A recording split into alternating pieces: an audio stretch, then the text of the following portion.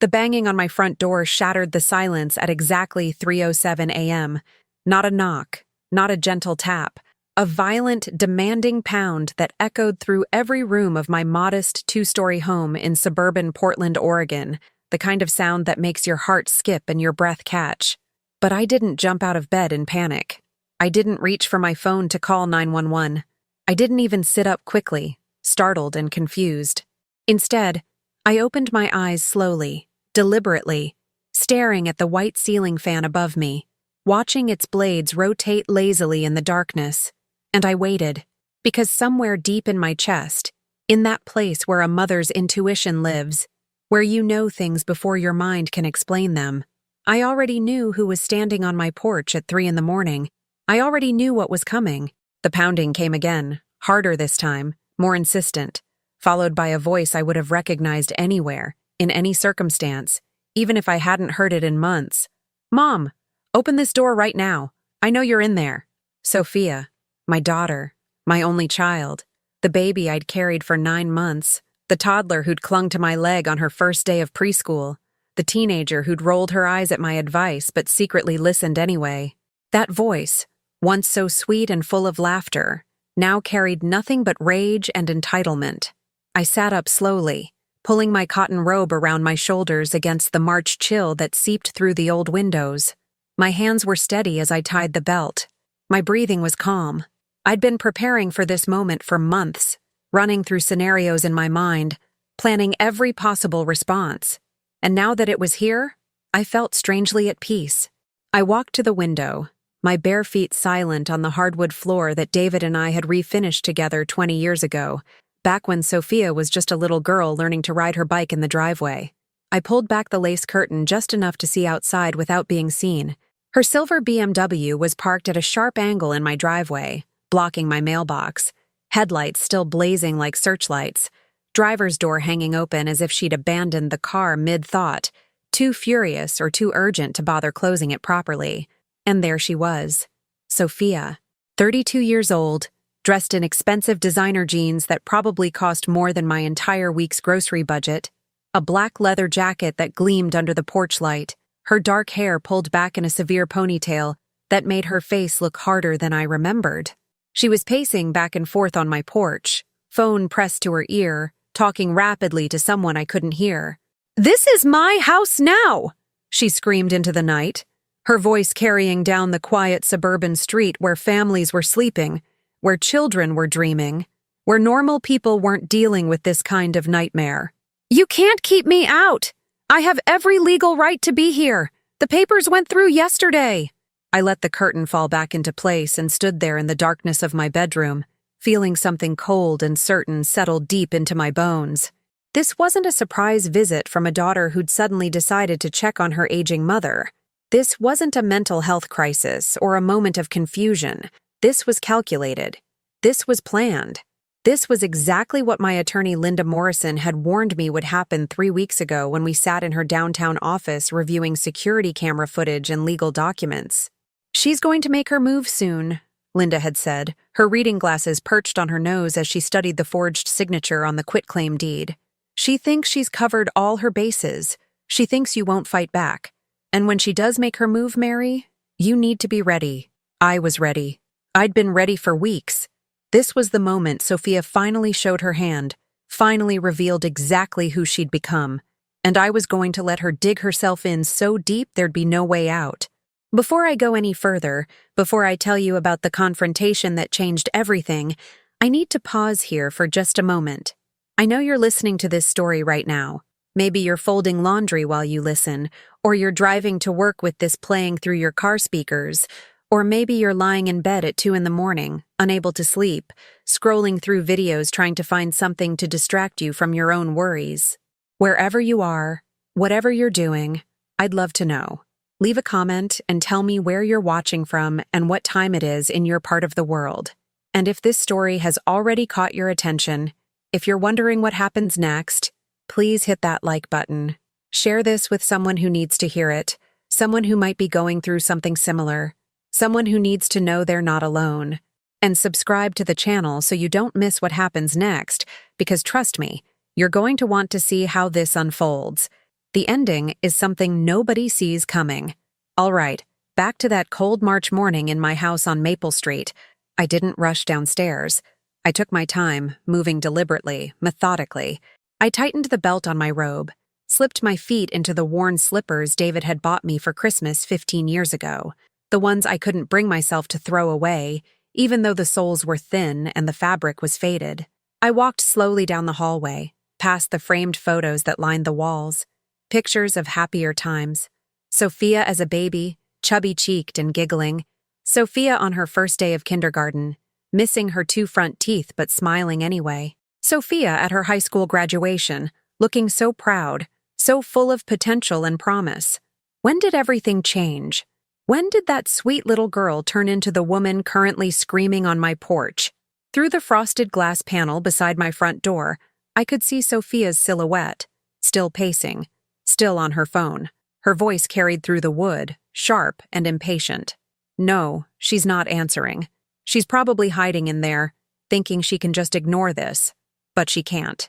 The house is mine now. Legally mine. I have the documents. Yes, I'm sure. Everything went through yesterday. The deed is recorded. It's done.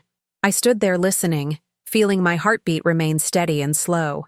She was talking to someone, probably Marcus, her husband, or maybe her attorney, the one she'd hired 3 months ago when she first started this campaign to take everything I'd worked for, everything David and I had built together over 30 years of marriage. I unlocked the deadbolt but didn't open the door. Not yet. "Sophia," I said through the solid oak, my voice calm and level. "It's 3 o'clock in the morning. Go home." "This is my home," she shouted back immediately, and I could hear her moving closer to the door, could imagine her face inches from the wood. "You signed it over to me, Mom. The paperwork went through yesterday. I have every legal right to be here, and you're the one who's trespassing. You're in my house." I closed my eyes for a moment, centering myself, reminding myself of everything Linda had told me. Stay calm. Don't engage emotionally. Let her talk. Let her incriminate herself. The security cameras are recording everything. Every word. Every threat. Every lie. "I didn't sign anything over to you, Sophia," I said clearly, projecting my voice so the camera microphone would catch every word. "I never agreed to transfer this property. You need to leave right now, or I'm calling the police." "Call them," she screamed. And I heard something slam against the door. Maybe her hand, maybe her fist. "Please, Mom, please call them. They'll just confirm what I'm telling you. This house belongs to me now. The deed is in my name. I have it recorded at the county clerk's office. You're the one who needs to leave. You're the one who's breaking the law by refusing to vacate my property." I could hear the triumph in her voice, the absolute certainty that she'd won, that she'd outsmarted me, that her elderly, confused mother had finally lost control of everything. And honestly, if things had gone the way she'd planned, if I'd been the person she thought I was, she would have been right. She would have stolen my house, my savings, my security, and I would have been helpless to stop her. But Sophia had made one critical mistake, one fundamental miscalculation that was about to cost her everything. She'd underestimated her mother. She'd looked at my age, 58, and seen weakness. She'd looked at my profession, nursing, and assumed I was too trusting, too caring, too soft to fight back. She'd looked at my grief over losing David and decided I was too broken to defend myself. She was wrong about all of it. Let me take you back. Back to a time when things were different. When my relationship with Sophia wasn't this broken, shattered thing held together by lawyers and restraining orders and criminal charges. Back to when I still believed that the little girl I'd raised, the one who used to climb into my lap and ask me to read just one more story before bedtime, was still somewhere inside the woman she'd become. Back to when I still had hope. I'm 58 years old, and I've lived a life that most people would call ordinary. Nothing glamorous, nothing that would make headlines or win awards. Just a simple, steady life built on hard work and love and trying to do the right thing. For 33 years, I worked as a registered nurse at Providence Portland Medical Center, mostly in the cardiac care unit on the 4th floor. Long 12-hour shifts that left my feet aching and my back sore. Difficult patients who were scared and angry and taking it out on whoever was closest. Life and death decisions made in the span of seconds, Or the difference between doing CPR correctly and doing it wrong was the difference between someone going home to their family or going to the morgue. It was exhausting, draining work that hollowed you out some days. But it was also meaningful. It mattered. I was good at it.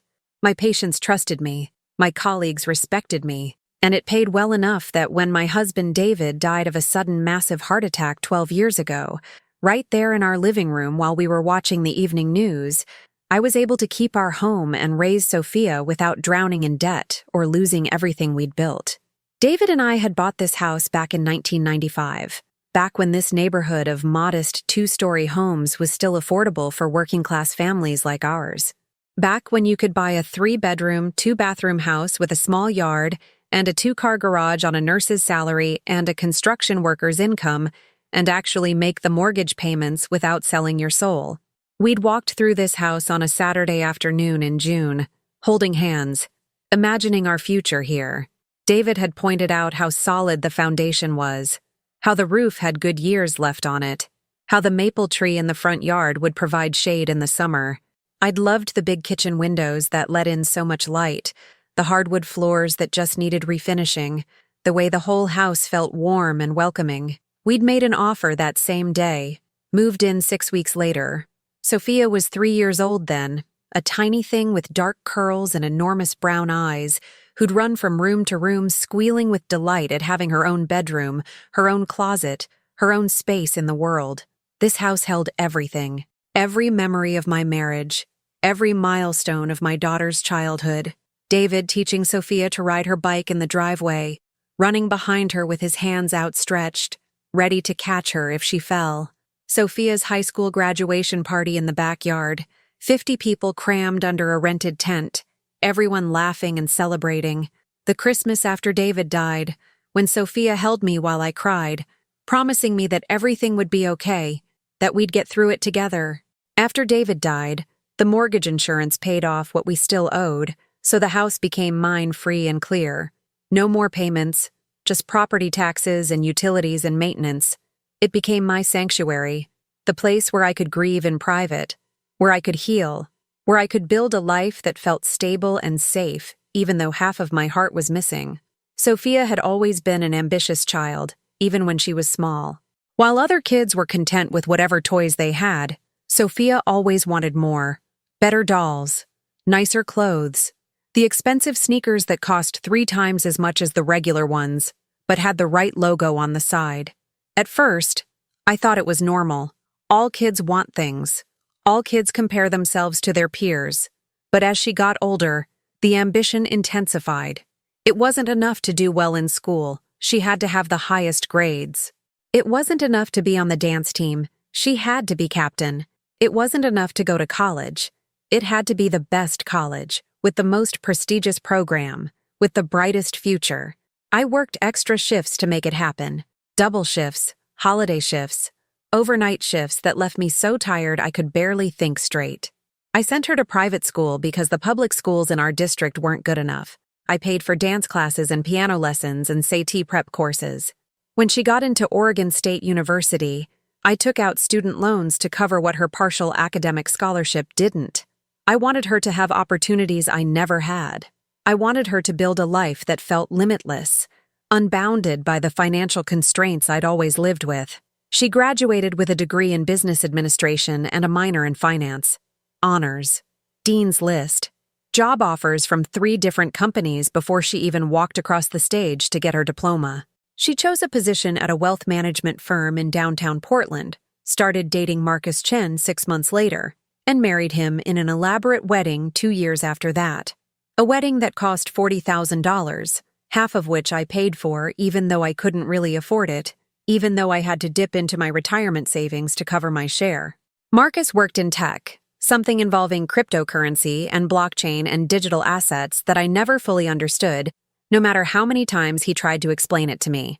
They bought a sleek modern condo in the Pearl District, one of those glass and steel buildings with a doorman and a rooftop terrace and parking spaces that cost extra. They drove expensive cars, took vacations to Bali and Barcelona, and places I'd only seen in travel magazines. They wore designer clothes and ate at restaurants where a single meal cost more than I spent on groceries in a week. On the surface, from the outside looking in, everything looked perfect. Picture perfect. Instagram perfect. The American dream realized in one generation. But I started noticing changes about 3 years ago. Small things at first, easy to dismiss or explain away. Sophia's visits became less frequent. She used to come by every Sunday for dinner, a tradition we'd maintained since David died. Then it became every other Sunday, then once a month, then whenever she happened to be in the neighborhood, which was almost never since she had no reason to be in my middle-class suburban neighborhood when her life was downtown in the expensive, trendy part of the city. When she did come by, something felt different. Off. She'd walk through my house with this look on her face, this expression I couldn't quite read at first. Her eyes would linger on things. The vintage dining room set that had belonged to David's grandmother, the flat-screen TV I'd finally bought myself last year, the remodeled bathroom with the new tile. She'd pick up items, turn them over in her hands like she was appraising them, calculating their worth, and she started making comments, casual observations that felt loaded with meaning. You know, Mom, this neighborhood has really changed in the past few years. Have you seen what houses are selling for around here? It's crazy. Mrs. Henderson's house down the street just sold for $875,000. Can you believe that? For a house exactly like yours. Or, you're sitting on a gold mine. You know that? You could sell this place, walk away with $750,000, buy yourself a nice little condo, and have money left over to actually enjoy your retirement instead of working yourself to death at the hospital. Or, I worry about you being here all alone in this big house. What if something happened? What if you fell down the stairs or had a medical emergency? It would be hours before anyone found you. Maybe you should think about downsizing to one of those senior living communities. They have nurses on staff. You'd be safer. At first, I brushed it off. She's worried about me, I told myself. She's concerned about her aging mother living alone. It's sweet. It's normal for adult children to worry about their parents. But the comments kept coming. Every visit, every phone call, always circling back to the same themes. The house, how much it was worth, how I should sell, how I should move, how I was wasting this opportunity by just sitting here. Then, about 8 months ago, things escalated. It was a Saturday morning in July, warm and sunny, one of those perfect Pacific Northwest summer days where the air smells like roses and cut grass. I was out front watering my flower beds when Sophia's BMW pulled up.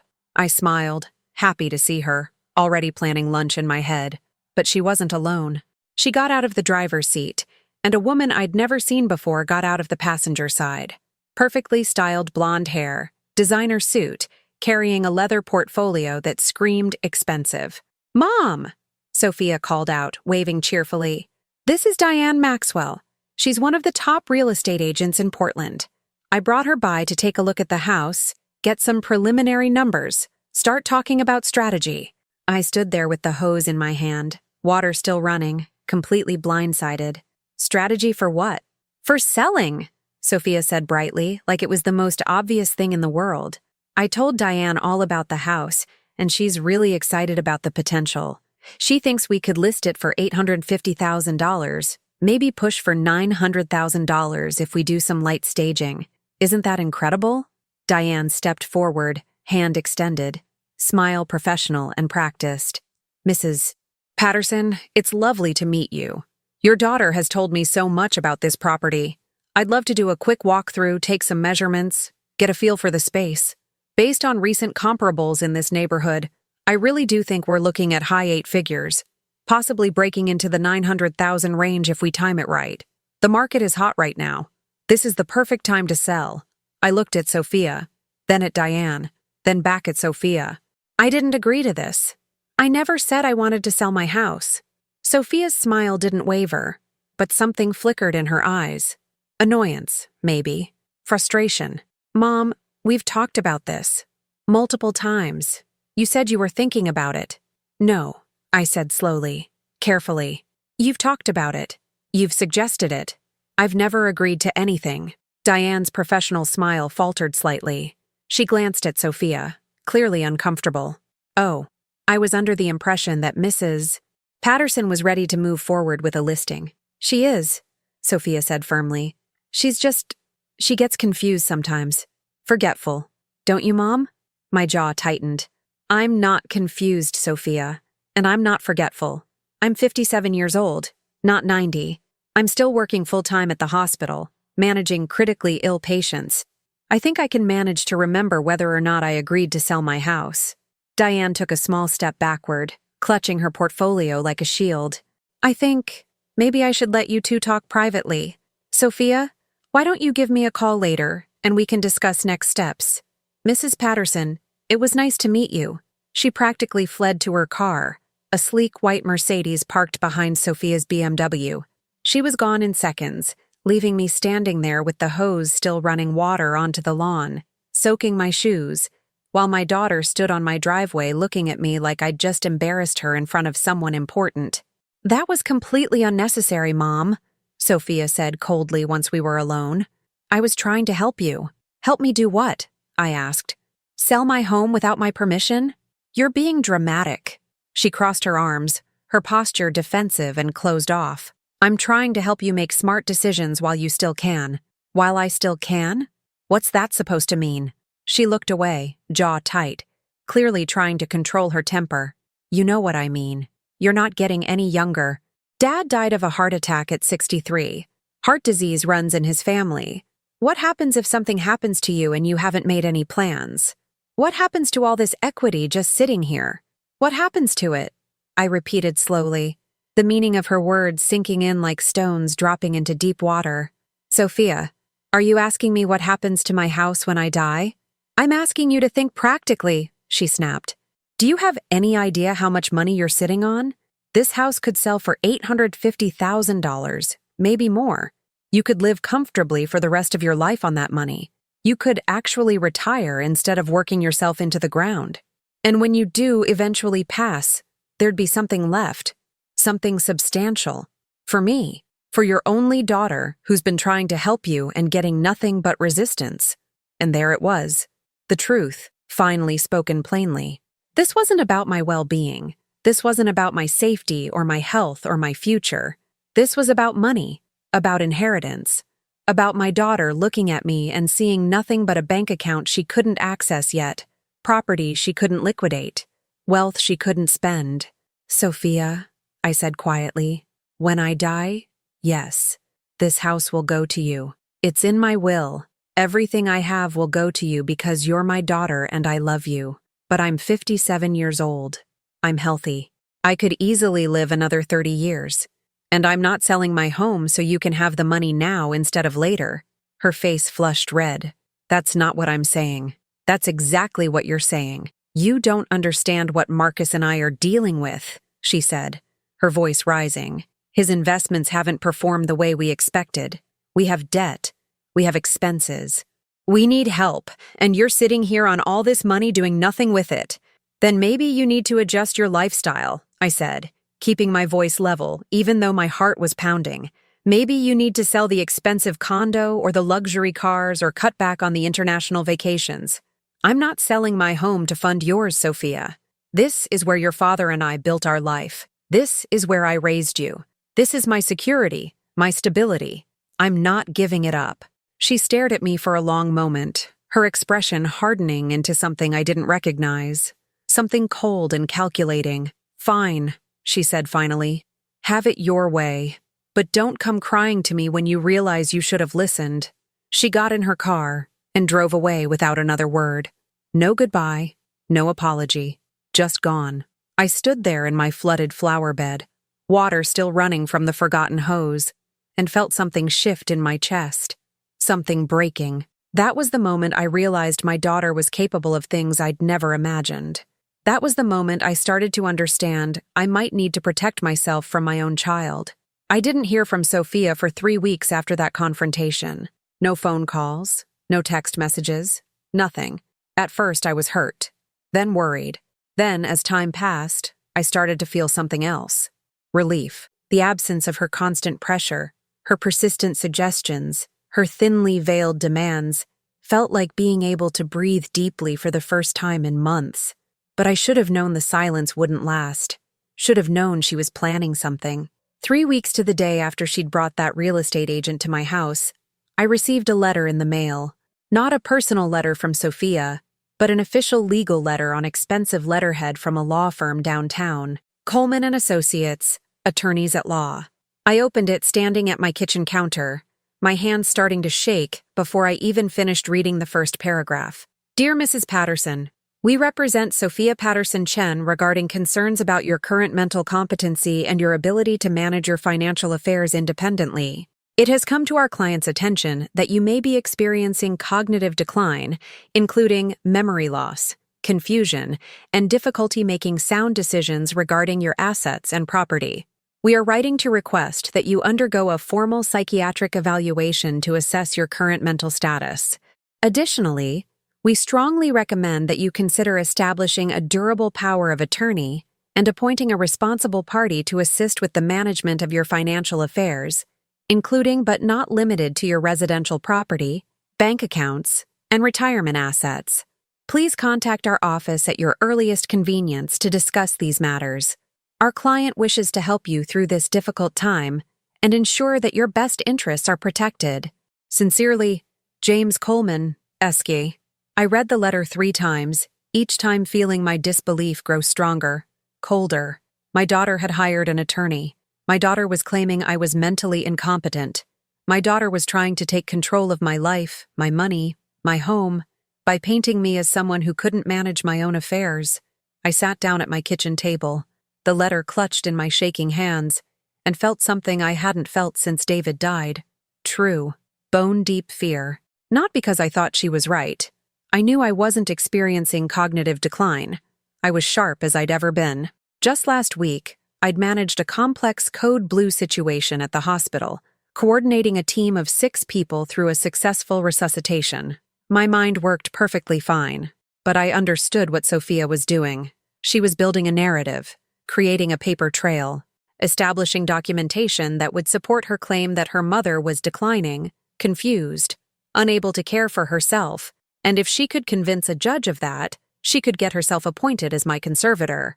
And once she had that legal authority, she would control everything. My house, my bank accounts, my retirement savings, my entire life. That's when I knew I needed help. Real help, from someone who understood what was happening and how to fight it. That's when I called Linda Morrison. Linda and I had worked together at Providence Portland Medical Center for 15 years. She'd been a nurse in the emergency department, one of those incredibly competent people who could handle anything thrown at her without breaking a sweat. Trauma victims, overdoses, psychiatric emergencies, violent patients. Linda could manage it all with this calm, steady presence that made everyone around her feel safer. But about 10 years ago, Linda had made a dramatic career change. She'd always been interested in law, had always talked about going to law school someday. And then, after handling one too many cases of elderly patients being financially exploited by family members, she decided someday was now. She went to night school while still working full-time, graduated at the top of her class, passed the bar exam on her first try, and opened her own practice specializing in elder law. She focused specifically on protecting older adults from financial exploitation, abuse, and manipulation. She'd seen too much of it in the emergency room. Adult children draining their parents' accounts, caregivers stealing from the people they were supposed to help, con artists targeting vulnerable seniors. She wanted to fight back. She wanted to protect people who couldn't always protect themselves. I called her office on a Monday morning, my hands still shaking. The letter from Sophia's attorney spread out on my kitchen table. Her assistant put me through immediately. "Mary?" Linda's voice was warm, familiar, concerned. "Is everything okay?" "No," I said, and my voice cracked slightly. "Linda, I need help. I need legal help. It's about Sophia." "Tell me everything," she said immediately. "Start from the beginning." So I did. I told her about Sophia's increasing pressure to sell the house, about the real estate agent showing up unannounced, about the argument on my driveway, about this letter claiming I was mentally incompetent. I told her everything. And when I finished, there was a long silence on the other end of the line. "Mary," Linda said finally, her voice tight with controlled anger, "what you're describing is a textbook case of financial exploitation. This is more common than you think. Adult children who see their parents' assets as their inheritance, getting impatient, trying to take control before their parent is actually incapacitated or deceased. And the methods they use are exactly what Sophia is doing, creating a narrative of decline, spreading rumors about confusion or memory loss, getting legal representation to pressure the parent into giving up control. But I'm not declining, I said. I'm completely competent. I'm still working full-time in a demanding job. How can she claim otherwise? Because the truth doesn't matter if she can create enough documentation to support her false narrative, Linda explained. If she can get doctors to put concerns about your mental state in writing, if she can get witnesses to say you seem forgetful, if she can build a compelling enough case, a judge might grant her conservatorship even if you're actually fine. And once she has that legal authority, Mary, she controls everything. And it's incredibly difficult to reverse. My stomach dropped. What do I do? First, don't respond to that attorney's letter. Not yet. Let me handle that. Second, you need to come to my office as soon as possible. We need to take immediate steps to protect your assets. If Sophia is this aggressive already, she's going to escalate. And we need to be 3 steps ahead of her. I met Linda at her office downtown that same afternoon. She'd cleared her schedule, told her assistant to hold all calls, and gave me her complete attention for 2 solid hours. We went through everything methodically, carefully, building a defense strategy that would protect me and expose Sophia's true intentions. Here's what we're going to do, Linda said, pulling out a legal pad and starting to make notes. First, we're going to establish your mental competency beyond any doubt. I'm going to set you up with a geriatric psychiatrist who specializes in cognitive assessments. You'll undergo a complete evaluation, and we'll get documentation showing you're functioning at a completely normal level for your age. That documentation will be critical if this goes to court.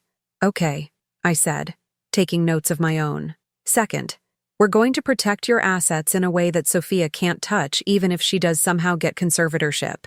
We're going to establish an irrevocable trust. You'll transfer your house, your savings, your retirement accounts into the trust. You'll be named as the trustee, which means you maintain complete control during your lifetime. But if anything happens to you, control passes to a neutral third-party trustee, not to Sophia. And the terms of the trust will be very specific about what can and can't be done with those assets. Will that actually work? I asked. Can't she challenge it? She can try, Linda said. But an irrevocable trust is incredibly difficult to break, especially if we can document that you were of sound mind when you created it. That's why we're doing the psychiatric evaluation first. We establish your competency, then we create the trust. The documentation trail will show you we're fully capable of making these decisions. What else? Linda leaned forward, her expression serious. Mary, I need you to understand something. If Sophia is willing to go this far, to hire an attorney and make these claims about you, she's not going to stop. She's going to push harder.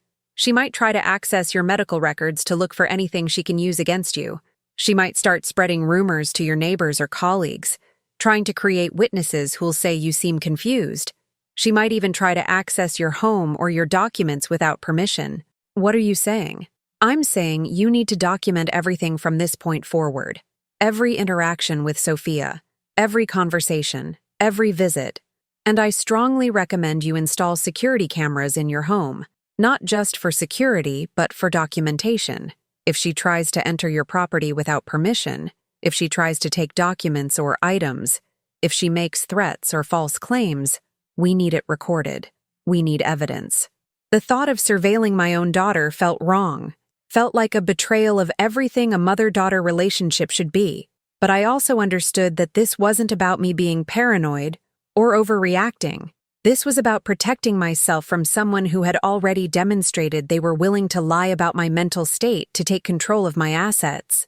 I'll do it, I said quietly. Whatever it takes.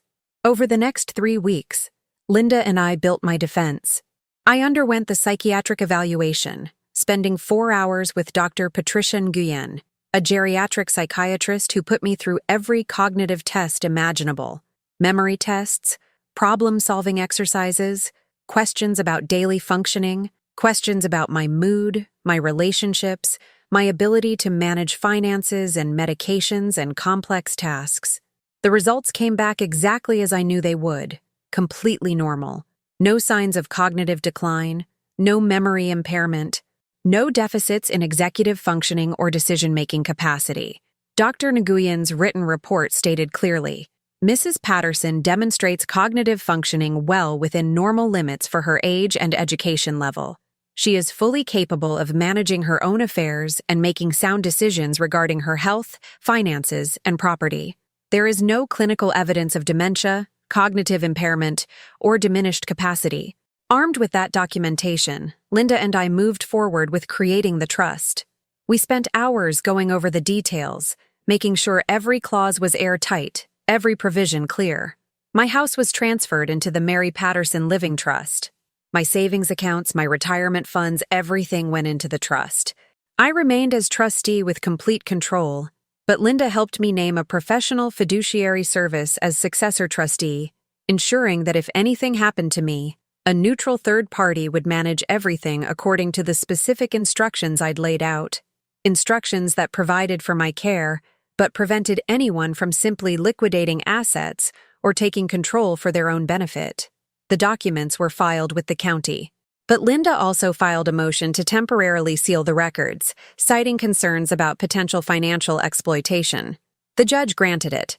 For the next 90 days, anyone searching public records would see that my property was in some kind of legal limbo, pending review. They wouldn't be able to see the actual trust documents or know who controlled what. To Sophia, it would look like my property situation was uncertain, unresolved. This will frustrate her, Linda warned. When she tries to check public records and sees everything is sealed, she's going to push harder. She's going to feel like she's losing control of the situation. Good, I said. Let her be frustrated. The security cameras were installed by a company Linda recommended, specialists who worked with elder abuse cases.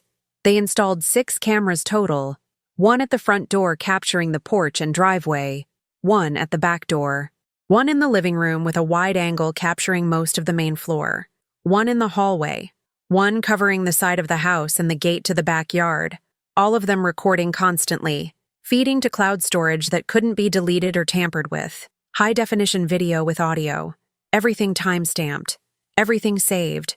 I tested them obsessively, pulling up the feeds on my tablet, making sure every angle was covered, every word clearly audible. It felt surreal, seeing my own home through these lenses, knowing I was preparing to catch my own daughter doing something terrible. But I didn't have to wait long. 4 days after the cameras were installed, Sophia showed up unannounced. I was in the backyard, pulling weeds from the flower beds, when I heard her car in the driveway. I checked my watch. 2:30 on a Thursday afternoon. She should have been at work. I walked around the side of the house and found her standing on my porch, looking irritated. She turned when she heard my footsteps. "Mom," she said, her tone clipped. "We need to talk." "About what? Can we go inside?" I hesitated. Every instinct told me not to let her in, not to be alone with her. But I also needed to see what she would do, what she would say. The cameras were recording. I pulled out my phone and quickly texted Linda. "Sophia here, recording everything." Her response came back immediately. "Be careful. Don't sign anything." "Fine," I said to Sophia. "Come in." We sat at the kitchen table, the same place where I'd read her attorney's letter 3 weeks earlier. She had a leather folder with her, expensive looking, and she placed it on the table between us like evidence in a trial. "I got a letter from your attorney," she said without preamble, declining the request for a competency evaluation. "That's right," I said calmly. "I'm not undergoing any evaluation because I'm not incompetent. I already had an independent evaluation done, and the results showed I'm functioning perfectly normally." Her jaw tightened. "You did an evaluation without telling me? I don't need your permission to see a doctor, Sophia. I'm an adult. A competent adult." "Fine," she said, trying to regain control of the conversation. "Then let's talk about something else. I've been doing research, talking to financial advisors. I have some proposals that I think would really benefit both of us." She opened the folder and pulled out several documents, sliding them across the table to me. I didn't touch them. "What are these?" "Options," she said. "Different ways we could structure things to maximize the value of your assets while ensuring you're taken care of. This first one is a reverse mortgage. You'd get a monthly payment from the equity in the house, but you could still live here. When you eventually pass or move out, the house would be sold to repay the loan, and whatever's left would go to me as your heir. So I'd be slowly selling my house while I'm still living in it. That's one way to look at it, she said. Another way is that you'd be accessing equity that's otherwise just sitting here unused. You could have a better quality of life, take vacations, enjoy your retirement. I slid the papers back to her without reading them. No, you didn't even look at it. I don't need to. I'm not taking out a reverse mortgage. Next, she pulled out another set of papers, her frustration barely concealed now. This one is a life estate deed. You would transfer ownership of the house to me, but you'd retain the right to live here for the rest of your life. It would avoid probate when you pass, save money on estate taxes, and I could help manage the property maintenance and expenses. So I'd give you the house but still be allowed to live in it, I said slowly. Until I die, at which point you could sell it immediately. That's simplifying it, but essentially yes. No. Mom. No, Sophia. I'm not signing anything that transfers my property to you while I'm still alive. This is my house. Your father and I bought it. We made the payments. We made it a home, and it stays mine until I decide otherwise. Her face flushed with anger. Why are you being so stubborn about this? I'm trying to help you. I'm trying to make sure you're taken care of. Then tell me, I said quietly, why every single one of your proposals ends with you getting control of my house. She opened her mouth, then closed it. For just a second, I saw something flicker across her face. Guilt, maybe, or recognition that she'd been caught. Because that's what makes financial sense, she said finally. Because that's the responsible thing to do. No, I said, standing up. The responsible thing is for me to live in my own home and make my own decisions, and that's what I'm going to keep doing. Now I think you should leave. She gathered up her documents, shoving them back into the folder with jerky, angry movements. You're making a mistake. You're being selfish and short-sighted. And when you realize that, don't come crying to me for help. I won't, I said. She stormed out, slamming the door hard enough to rattle the windows. I watched through the front window as she peeled out of my driveway, tires squealing on the asphalt. Then I sat down at my kitchen table and pulled up the security camera footage on my tablet. I played back the entire visit, every word captured clearly, her proposals, my refusals, her anger, all documented. I sent the file to Linda with a message. Visit number 1 recorded. She brought documents trying to get me to transfer the house. Linda called me 5 minutes later. Mary, this is exactly what we needed. She's showing her hand. She's demonstrating that her entire focus is on getting control of your property. Keep documenting everything. But the visits didn't stop. Over the next 6 weeks, Sophia came by 7 more times. Sometimes announced, sometimes not.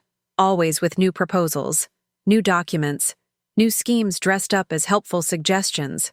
A trust fund that was actually designed to give her control as trustee. A joint ownership arrangement that would have made her a co-owner with rights of survivorship. A financial management agreement that would have let her access my bank accounts. I refused every single one, and every single visit was recorded, documented, saved. But the most damaging thing wasn't the visits. It was what Sophia was doing outside my home. I started hearing things, rumors, whispers, neighbors mentioning that they'd heard I was having some trouble. Colleagues at the hospital asking if I was doing okay with an emphasis that suggested they'd heard I wasn't. One day, I ran into Carol Henderson, a neighbor who lived 3 houses down. We'd been friendly for years, always waving when we saw each other, occasionally chatting about our gardens or the neighborhood association. Mary, she said, her voice full of concern. I've been meaning to talk to you. How are you feeling? Are you getting enough support? I'm fine, I said, confused. Why? She hesitated, clearly uncomfortable. Well, I ran into your daughter at the grocery store last week. She mentioned she was worried about you, said you'd been forgetting things, getting confused. She said you left the stove on overnight last week and didn't realize it until the smoke alarm went off. My blood ran cold. That never happened. Oh, Carol said, looking flustered. Oh, I must have misunderstood. But she hadn't misunderstood. Sophia had told her that story, had told it convincingly enough that Carol believed it. And if she'd told Carol, how many other people had she told? How many other neighbors now thought I was experiencing cognitive decline? I went home and called Linda immediately. She's spreading false stories about me, making up incidents that never happened, building her narrative. Document it, Linda said. Write down exactly what Carol said, exactly when it happened, what the claims were. We'll need this. The lies escalated. Someone told me they'd heard I'd been found wandering the neighborhood at night in my bathrobe, confused about where I lived. Someone else said Sophia had mentioned I'd been in a minor car accident because I'd forgotten how to work the turn signals. None of it was true, not a single word, but the rumors spread anyway, creating this fictional version of me that existed in my neighbors' minds. The final straw came 8 weeks after that first confrontation in my driveway. I received a notice in the mail from the county clerk's office. It was just a routine notice, the kind they send to property owners about various administrative matters. But this one made my hands shake so badly I almost dropped it. It was a notice of a recorded document. Someone had attempted to file a quitclaim deed, transferring my property from Mary Patterson to Sophia Patterson Chen. The filing had been rejected because the property was already in the trust, and the grantor's signature couldn't be verified, but the attempt had been made. Someone had forged my signature on a legal document and tried to steal my house. I drove straight to Linda's office, the notice clutched in my hand. She took one look at my face and ushered me into her office, closing the door behind us. What happened? I handed her the notice. She read it, and her expression darkened. This is fraud. Mary, this is criminal fraud.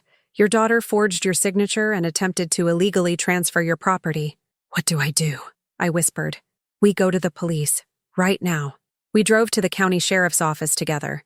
Linda did most of the talking, laying out the entire situation for Detective Robert Harris, a man in his mid-40s with tired eyes who'd apparently seen too many of these cases.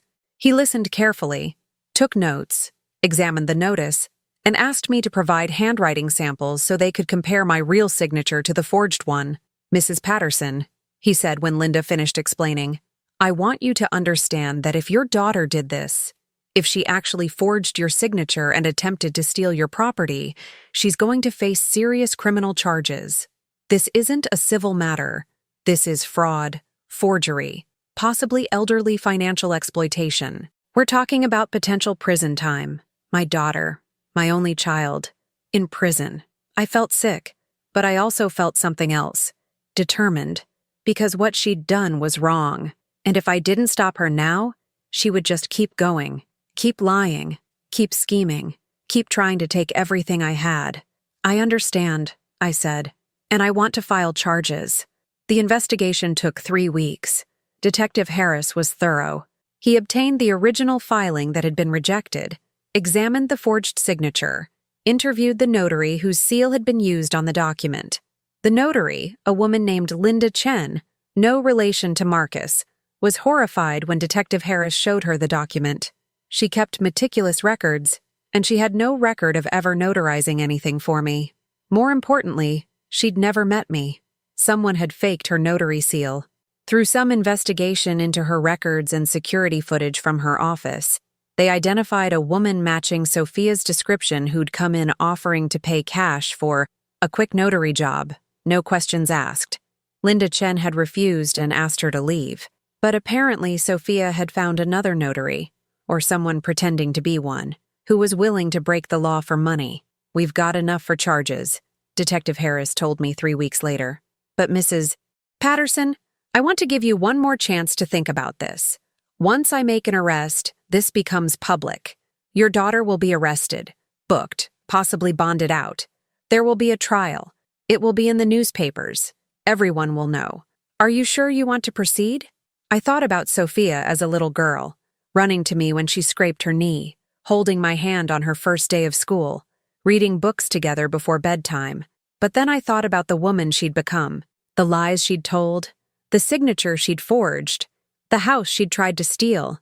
That little girl was gone, and I had to protect myself from the woman who'd replaced her. I'm sure, I said. There's one more thing, Detective Harris said. We could arrest her right now based on what we have. But if you're willing to wait a little longer, we might be able to catch her in an even more serious crime. We think she's going to try to physically take possession of the property. Based on her pattern of behavior, she's going to attempt to move in, possibly even try to force you out. If we can catch her in that act, it adds trespassing, possibly breaking and entering, possibly even assault if she threatens you. The charges would be much more serious. The case would be airtight. You want to set a trap, I said. We want to give her enough rope to hang herself, he said bluntly. But it means you'd have to let her come to your property. You'd have to let her think she's succeeding. And that could be dangerous. I'll do it, I said immediately. Mary, Linda interjected, think about this carefully. If Sophia shows up at your house believing she has a legal right to be there, believing the property is hers, she could become aggressive. She could try to force you to leave. It could get ugly. I have security cameras, I said. I'll have documentation of everything. And I'll have your number on speed dial. If anything happens, I'll call immediately. Detective Harris nodded slowly.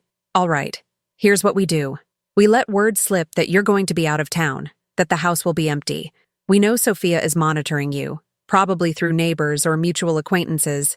When she thinks you're gone, she'll make her move. And when she does, we'll be ready. Linda and I worked out the details carefully. I would tell a few carefully selected people, ones we knew couldn't keep a secret, that I was going to visit a friend in Seattle for a few days. I'd make a big show of packing up my car, loading a suitcase, driving away, but I wouldn't actually leave. I'd park my car at Linda's house, come back through the woods behind my property, and stay hidden inside, watching the cameras. The trap was set. 2 days later, I left for Seattle, told my neighbor Susan Carmichael I'd be gone for 4 days, made sure to mention it loud enough that anyone passing by could hear, packed my car in full view of the street, drove away in the middle of the afternoon. Then I circled back, parked at Linda's house 3 miles away, and walked through the forested area behind my neighborhood until I reached my backyard. I slipped inside through the back door, locked it behind me, and went upstairs to the back bedroom, the one with no cameras, the one where I could hide safely. I didn't turn on any lights, didn't make any noise, just sat there with my tablet, watching the camera feeds, waiting. The first day passed quietly. No movement, no activity, just my empty house on screen, silent and dark. The second day was the same, but on the third day, at 2:30 in the afternoon, I saw something. A car pulled up to my curb, not in the driveway, just parked on the street. Sophia's BMW. I watched as she sat there for several minutes, clearly watching the house, making sure no one was home. Then she got out, walked up to my front door, and rang the doorbell. Waited, rang it again. When no one answered, she pulled out her phone and made a call. I couldn't hear what she was saying, but I could see her lips moving, could see her nodding, looking pleased. Then she walked back to her car, opened the trunk, and pulled out a small metal box, the kind people use for spare keys. My spare keys. The ones I kept hidden in a fake rock near the garden shed. She'd found them weeks ago, during one of her visits, had probably made copies and been waiting for the right moment to use them. I watched, my heart pounding, as she walked back to my door, unlocked it, and let herself into my house. The camera in the living room captured her perfectly. She stood in the doorway for a moment, looking around with an expression of satisfaction. Then she pulled out her phone and started taking pictures of the living room, the furniture, the fireplace, the framed photos. She walked through the house like she owned it, opening closets, examining rooms, making notes on her phone. In the kitchen, she opened the refrigerator, looked at the contents, closed it, checked the cabinets, looked at the mail I'd left on the counter. Then she stood in the middle of my living room, phone to her ear, and said words that made my blood boil. Yeah, she's definitely gone. Place is empty. This is perfect. I'm going to start moving my stuff in tomorrow. By the time she gets back, I'll be established here. She won't be able to do anything about it. She stayed for almost an hour, walking through every room, taking more pictures, making more notes. She acted like she was touring a property she'd just purchased, like this was already hers. When she finally left, locking the door behind her with my stolen key, I sat in the darkness of the back bedroom and shook, not from fear, from rage, from the absolute certainty that I'd been right about everything. My daughter wasn't trying to help me. She was trying to steal from me. And she'd almost succeeded. I called Detective Harris immediately. She just broke in. I have everything recorded. Stay where you are, he said. Don't move. Don't let her know you're there. If she comes back tomorrow, if she actually tries to move in, that's when we move. I barely slept that night. Couldn't eat. Just waited, watching the cameras, expecting her to come back. But the house stayed empty, silent. 1 day passed, then 2, then 3, and then, at exactly 3:07 a.m. on the 4th day, the banging started, which brings us back to where I began. To my daughter standing on my porch in the middle of the night, screaming that my house belonged to her, demanding to be let in, threatening to call the police on me. I stood at my front door, my hand on the knob, listening to her rage on the other side. Through the door, I said clearly, "Sophia, I never signed any documents. I never transferred this property. What you have is a forged deed, and what you're doing right now is illegal." "That's a lie," she screamed. "You're confused. You don't remember signing. Your memory is going, Mom. That's why I had to take control." "My memory is perfect," I said, "and I'm calling the police right now." I pulled out my phone and dialed 911 with hands that were steady and calm. The operator answered on the first ring. "911, what's your emergency?" "This is Mary Patterson at 1847 Maple Street in Portland. My daughter is on my property at 3 a.m. claiming she owns my house with fraudulent documents. I need police assistance." "Officers are already on their way, Mrs. Patterson," the operator said. "They should be there in less than a minute." I heard Sophia gasp on the other side of the door. "What? How?" That's when she heard them. The sirens, getting louder, closer. Red and blue lights suddenly flooded my front yard as 3 police cars pulled into my driveway, surrounding her BMW. Detective Harris got out of the first car, followed by 4 uniformed officers. I opened my front door and stepped out onto the porch. Sophia was frozen, her face white in the flashing lights. "Sophia Patterson Chen?" Detective Harris said, walking up my porch steps. Yes?" she stammered. "I'm Detective Robert Harris. We need to talk about the fraudulent property documents filed with the county clerk's office 3 weeks ago." "What?" "No, those aren't fraudulent. My mother signed those. She just doesn't remember." "Your mother never signed those documents," Detective Harris said. "We have handwriting analysis confirming the signature is forged. We also have testimony from a notary public stating that the notary seal on the documents was faked. And we have security camera footage of you illegally entering this property multiple times over the past 3 months, including 4 days ago when you broke in while Ms. Patterson was supposedly out of town." Sophia's eyes widened. "She wasn't out of town?" "No," I said quietly. "I was upstairs the whole time, Sophia, watching you." Her face crumpled. "Mom, no. No, this isn't. I was trying to help you. You're confused. You're sick. I was trying to protect you." "Sophia Patterson Chen," Detective Harris continued, pulling out handcuffs. "You're under arrest for forgery, fraud, attempted grand theft, and criminal trespass. You have the right to remain silent. Anything you say can and will be used against you in a court of law." I watched as they handcuffed my daughter, read her rights, and walked her to the police car. She was crying now, mascara running down her face, screaming that this was a mistake, that I was confused, that she was innocent, that someone was going to pay for this. But her words rang hollow, empty, the lies of someone who'd been caught and knew it. One of the officers came over to me after they'd secured Sophia in the back of the patrol car. "Mrs. Patterson, are you all right? Do you need medical attention?" "I'm fine," I said. And I was. I felt strange, numb in some ways, but also clear, focused. "I'm just tired. We'll need you to come down to the station tomorrow to give a formal statement. And we'll need all your security camera footage from the past 3 months. My attorney has copies of everything," I said. "Linda Morrison. I'll have her contact you first thing in the morning." After they drove away, after the flashing lights disappeared down my street and the neighborhood fell quiet again, I stood alone on my porch in the darkness. The sun was just starting to lighten the sky to the east, turning it from black to deep blue. Birds were starting to sing their morning songs. The world was waking up, completely unaware of what had just happened in this ordinary house, on this ordinary street. I thought about Sophia as a child, teaching her to ride a bike, reading bedtime stories, braiding her hair before school.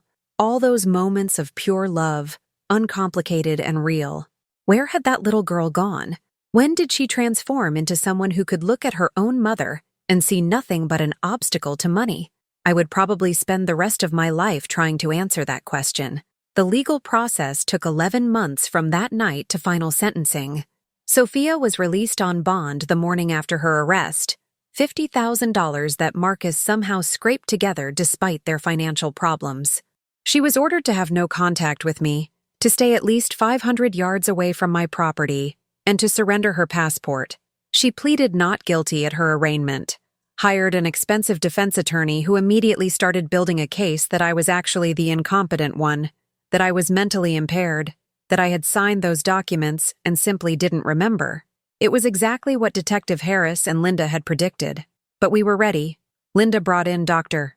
Patricia Nguyen, the psychiatrist who'd evaluated me, to testify about my cognitive functioning. She walked the jury through every test she'd administered, every result, explaining in clear, simple terms that I was functioning at a completely normal level for my age and education. There was no dementia, no cognitive impairment, no memory problems.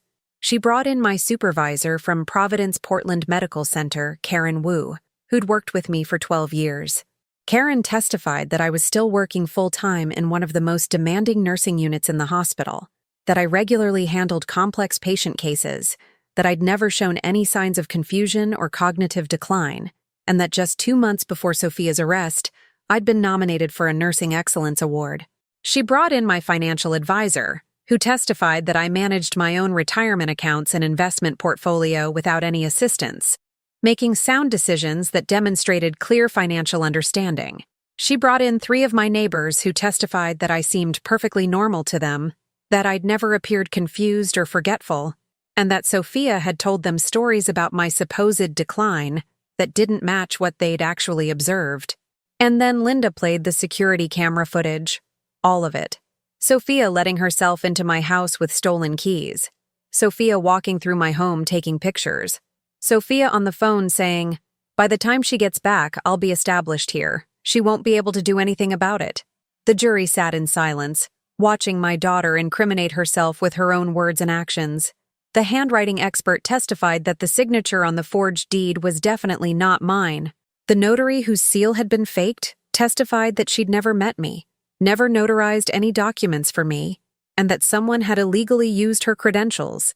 The prosecutor brought in financial records showing that Sophia and Marcus were drowning in debt, credit cards maxed out, loans in default, a lifestyle they couldn't afford supported by money they didn't have. They needed a windfall desperately, and my house represented exactly that. Sophia's attorney tried everything, suggested I was being manipulated by my own lawyer, argued that elderly people often don't realize they're declining, claimed that Sophia's actions came from a place of love and concern, not greed. But the evidence was overwhelming. The lies were too blatant. The forged signature too obvious. The trial lasted 6 days. The jury deliberated for 4 hours. Guilty on all counts: forgery, fraud, attempted grand theft, criminal trespass, 5 counts total. At sentencing, the judge looked down at Sophia from the bench and said, "Ms. Patterson-Chen, you systematically attempted to defraud your own mother, a woman who sacrificed everything to give you opportunities she never had. You forged legal documents. You spread malicious lies about her mental capacity. You attempted to steal her home and her financial security. This wasn't a mistake. This wasn't a misunderstanding. This was calculated elder financial abuse, and it warrants serious consequences." Sophia was sentenced to 3 years in prison, with credit for time served. She'd be eligible for parole after 18 months. She was also ordered to pay $75,000 in restitution for my legal fees and damages. A permanent restraining order was issued, barring her from contacting me or coming within 1,000 feet of my property for the rest of my life. Marcus filed for divorce before she even started serving her sentence.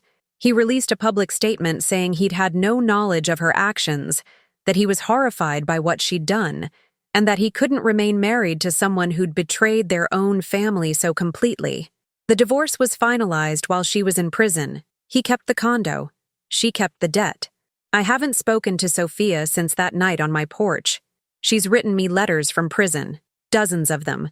Long, rambling letters that shift between apologies and blame, between begging for forgiveness and insisting she did nothing wrong, between saying she's sorry and saying I ruined her life by pressing charges. I've read some of them, not all.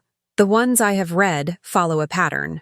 First, she apologizes profusely, saying she made terrible mistakes, that she was under financial pressure, that she lost her way.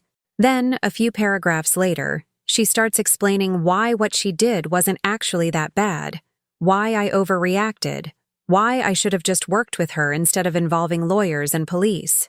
Then she gets angry, accusing me of abandoning her, of caring more about money than my own daughter, of destroying her life over a simple misunderstanding. The letters used to make me cry. Now they just make me sad. Because they show me that even after everything, even after the trial and the conviction and the prison sentence, Sophia still doesn't truly understand what she did wrong. She still sees herself as the victim in this story. Maybe that makes me a bad mother. Maybe I'm supposed to visit her in prison, write back to her letters, help her rebuild her life when she gets out. Maybe a good mother would forgive and forget and pretend none of this ever happened. But I can't. Not yet. Maybe not ever. Because what Sophia did wasn't just illegal. It was a betrayal that went deeper than law, deeper than money, deeper than property. She looked at me, her mother who'd loved her and sacrificed for her and wanted nothing but the best for her. And she saw nothing but an obstacle between her and a payday. She was willing to have me declared incompetent, to destroy my reputation, to steal my home, to leave me with nothing in my old age, all so she could have money now instead of waiting for her inheritance. That's not a mistake. That's not a misunderstanding. That's a fundamental lack of empathy, of love, of basic human decency. And I don't know how to forgive that. Life has moved forward in strange, unexpected ways. I'm still working at Providence Portland Medical Center, though I've cut back to 3 shifts a week instead of 5. My body isn't as young as it used to be, and the 12-hour shifts are harder than they were a decade ago. But I love my work. I love my patients. And after everything that happened with Sophia, there's something healing about going to work every day and helping people who actually need and appreciate it. I'm still living in my house on Maple Street, still tending the flower beds David and I planted 20 years ago, still sitting on the front porch in the evenings watching the sun set behind the trees. The house feels different now. Some of the innocence is gone, some of the safety, but it's still mine, still the place where I built my life. And no one can take that away from me. I've started volunteering with an organization called Seniors First, a nonprofit that helps elderly people protect themselves from financial exploitation and abuse. I teach monthly workshops on estate planning, on recognizing warning signs of manipulation, on protecting assets, on understanding legal documents. The workshops are held at the senior center downtown, and they're always full. Sometimes 50 or 60 people, all of them wanting to learn how to protect themselves from the very thing that happened to me. Every time I teach a class, I see the same expression on people's faces: fear, sadness, the heartbreaking realization that sometimes the people who hurt us most are the ones we love most deeply. I hear stories that make mine seem almost tame. Adult children who drained their parents' entire life savings, caregivers who isolated elderly people and took over their finances, con artists who romanced lonely seniors and stole everything they had. The stories are endless, and they all share the same theme: vulnerable people being exploited by those they trusted. But I also see something else in those workshops: determination, strength, the decision to protect themselves, to fight back, to refuse to be victims. And that gives me hope. Because if I can help even one person avoid what happened to me, if I can help one family stay intact instead of being torn apart by greed, then maybe something good came from all this pain. I've made new friends through the volunteer work, other people who've been through similar situations, who understand what it's like to be betrayed by family, who know the specific kind of grief that comes from losing a child not to death, but to their own choices. We meet for coffee sometimes, share our stories, support each other through the hard days.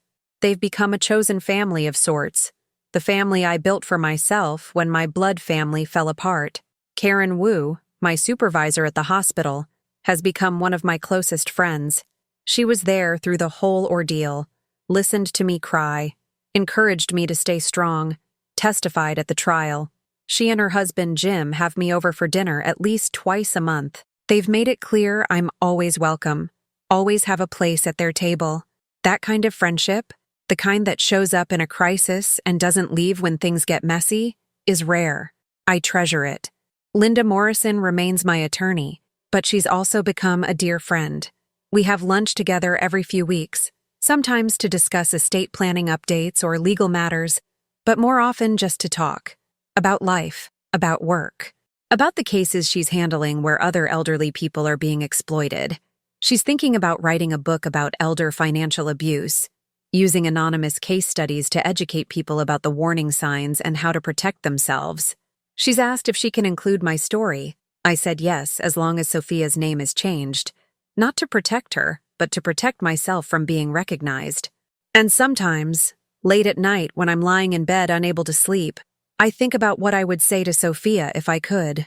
If there was a way to make her understand, I think I would tell her this. I loved you more than anything in this world. From the moment I knew I was pregnant with you, you were my whole heart. I worked myself to exhaustion to give you opportunities I never had. I sacrificed my own comfort, my own dreams, my own financial security to make sure you had the best of everything. When your father died, I held us together because I couldn't let you down. I was so proud of you, so proud of the smart, capable, ambitious woman you became. And then you looked at me and saw nothing but money. You were willing to destroy me to get that money. You didn't see me as your mother anymore. You saw me as an obstacle. Do you have any idea how much that hurts? Do you have any idea what it's like to realize your own child values dollars more than they value you? I don't know if you'll ever understand what you did, or why it was so wrong, but I hope someday you do. Because until you understand that, until you truly comprehend the magnitude of your betrayal, there's no path forward for us. And that breaks my heart. But I'll probably never say those words to her, because I don't think she's capable of hearing them. Not yet, anyway. Maybe not ever. Sophia is scheduled to be released from prison in 8 months if she makes parole. I don't know what will happen then. Whether she'll try to contact me. Whether she'll finally understand what she did. Whether there's any possibility of reconciliation. I honestly don't know if I want there to be. What I do know is this. I'm okay. I survived something that could have destroyed me. I protected myself when it would have been easier to give in. I stood up to someone I loved when everything in me wanted to believe the best about her. I fought back, and I won. Not just legally, though that matters, but emotionally, psychologically. I didn't let her break me. I didn't let her steal my home, my security, or my sense of self. I'm 59 years old now. I'm healthy. I'm working. I'm financially stable. I own my home free and clear. I have friends who love me. I have work that matters. I have a life that feels full and meaningful even without my daughter in it. Is it the life I imagined? No. I imagined growing old with Sophia in my life. Imagined her bringing grandchildren to visit. Imagined Sunday dinners and holiday celebrations and all the normal, beautiful things that mothers and daughters share. That future is gone now, and I grieve for it. I grieve for the relationship we'll never have, for the grandmother I'll never be, for the daughter I thought I had but who turned out to be someone else entirely. But I've also learned something important through all of this.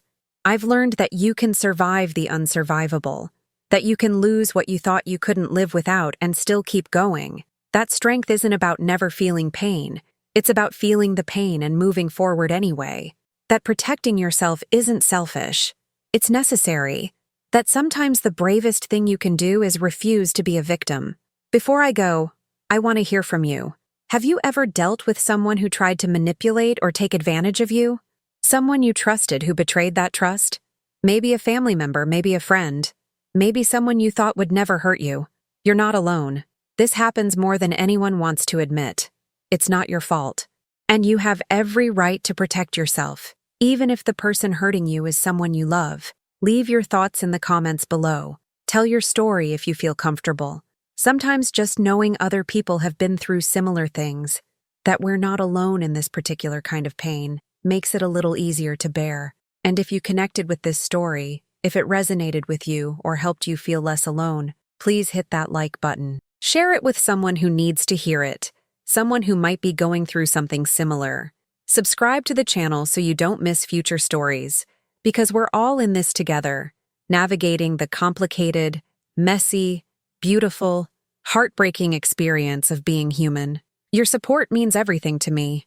Every comment, every like, every share tells me that these stories matter, that telling the truth about difficult things has value. Thank you for listening. Thank you for being here. Until next time, take care of yourselves. Be kind to yourselves. Protect yourselves when you need to. And remember, you're stronger than anyone gives you credit for. You're braver than you think, and you deserve to be safe, respected, and valued by the people in your life. Sometimes the quietest revenge is simply protecting what's yours and refusing to let anyone, not even your own child, take it away from you.